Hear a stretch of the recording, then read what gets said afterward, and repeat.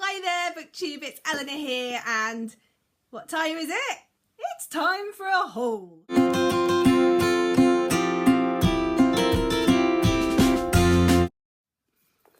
So you know me, I like buying books, and I've bought some more. So let's see the books that I've bought recently. These are a bit different for me actually. Quite a few of these books are books that I've picked up to sort of try and change a little bit in my reading. Not change the type of things I read because I'm quite eclectic, but to try and broaden my reading a little bit more. So I picked up Grantor Magazine, their Japan issue, because I love Japanese literature, and I've heard that this is a really good way to find different things that you like.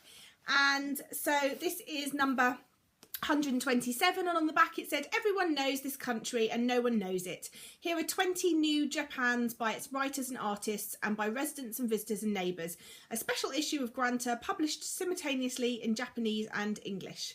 And so I can't wait to try this one out, and I picked it up secondhand, which is fine for me, and I'm looking forward to seeing if any of these short stories or any of these authors pique my interest, and I can look into them a bit more if they do.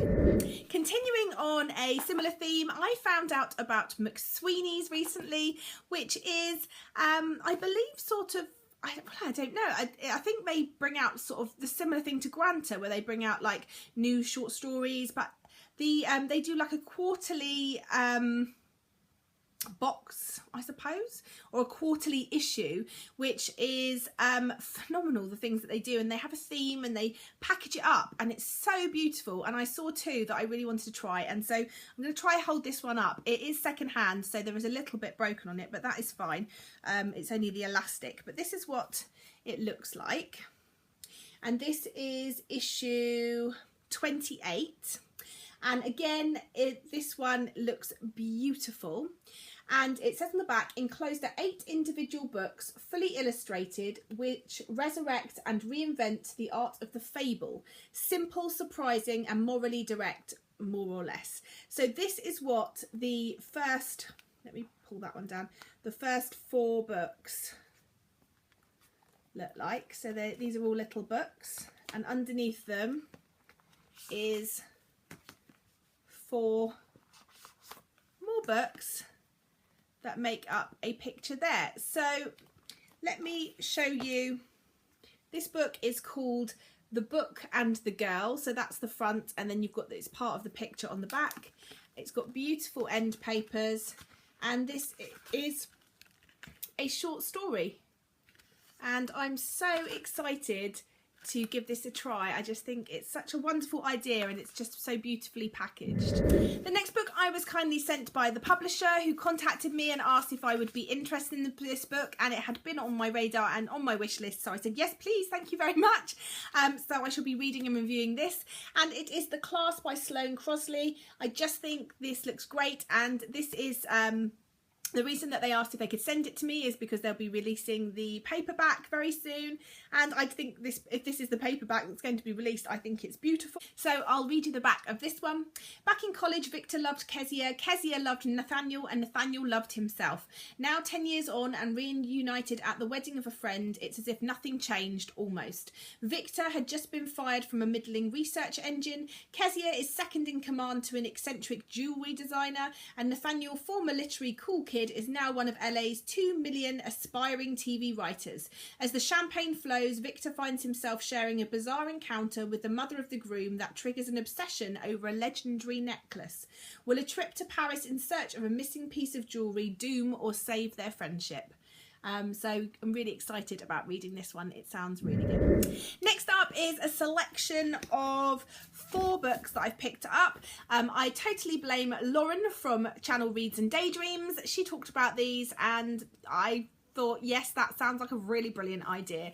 So basically she was talking about the very short introduction books. I didn't get told about these when I was at university, but I think maybe they are on a lot of reading lists now, just as introductions into certain topics. There is hundreds, and that's not even an exaggeration, there is hundreds of these books out there for everything that you can think of.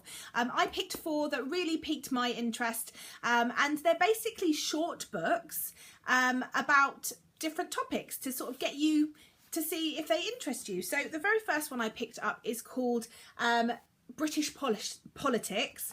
So they're only 100 odd pages long, and they're very prettily done actually. And this is a introduction to British politics. I never had to study politics at school. I don't know much about British politics, and I feel like, you know, I need to know these things. So it's about time after 30 odd years that I find out a bit more about the political system in my country. So that's what I'm going to do. Next up, continuing my mad love affair with Japan, is a short history into modern Japan. So I'm really interested to find out more about modern Japan. Next up is science fiction. I'm really getting into science fiction and fantasy, and this one sounded really interesting. It's talking about science fiction, so I can't wait to read this one. And then finally is something that I've always been quite interested in, but I want to know the proper facts, and that is nutrition.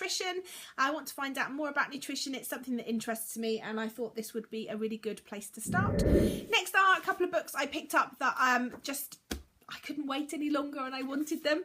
The first one is called Hit. This looks like a credit card, and it is by Delilah S. Dawson. I just thought this sounded brilliant. I heard about it on somebody's channel about a year ago, and just thought it sounded great. And it's always been really expensive, but the price came down recently and I found it for cheaper, so I picked it up. Basically, it's about a time where when you sign contracts, in the fine print, if you don't make your payments, then you have to go and do things like be an assassin. So the suits turn up at the main protagonist's house. Her mother hasn't been paying the bills on the house, I believe, and in the fine print it says that the main protagonist has to go and be an assassin for them in order to repay the debt. I just think this sounds strange and hilarious and really interesting and different. Recently, Kirsty from Kirsty on Books talked about a book that she'd picked up. I'd seen it a few times. I think it sounds great. I don't think she loved it when she read it, but I think it just sounds brilliant and right up my street, and it's called The Bear by Claire Cameron. It's about a family that go on a camping trip.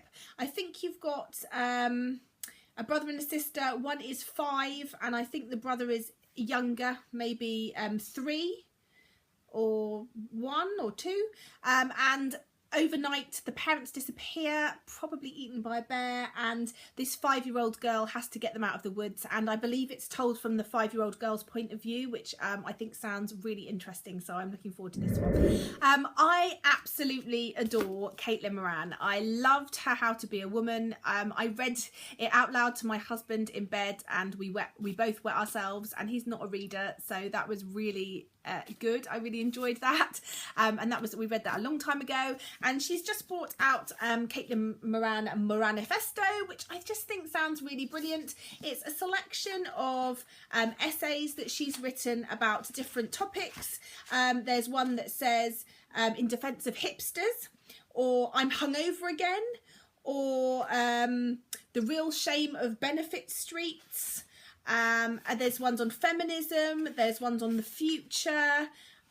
They just sound like really great things to read about. It's, you know, a delve into Caitlin Moran's brain, and she always makes me laugh but also helps me to learn things, so I'm really looking forward to getting stuck into this one. Then the final 2 books, I believe, I haven't requested them. I think they've been sent unsolicited to me by the publisher, and they are Time Bomb and Second Lives. I think this is a proof, maybe the second in the series, by Scott K. Andrews.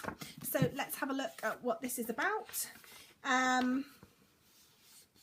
that's Second Lives, so I don't want to read that because that is the sequel, I think. So the back of the first one says, New York City 2141.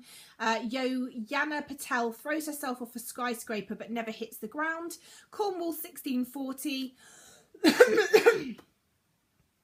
Gentle young Dora Predenick newly comes to Sweet Clover Hall to work, discovers a badly burnt woman at the bottom of a flight of stairs. When she reaches out to comfort the dying woman, she is flung through time. On a rainy night in present-day Cornwall, 17-year-old Kaz Ketka sneaks into the long-abandoned Sweet Clover Hall in search of a dry place to sleep. Instead, he finds a frightened housemaid who believes Charles I is king, and an angry girl who claims to come from the future.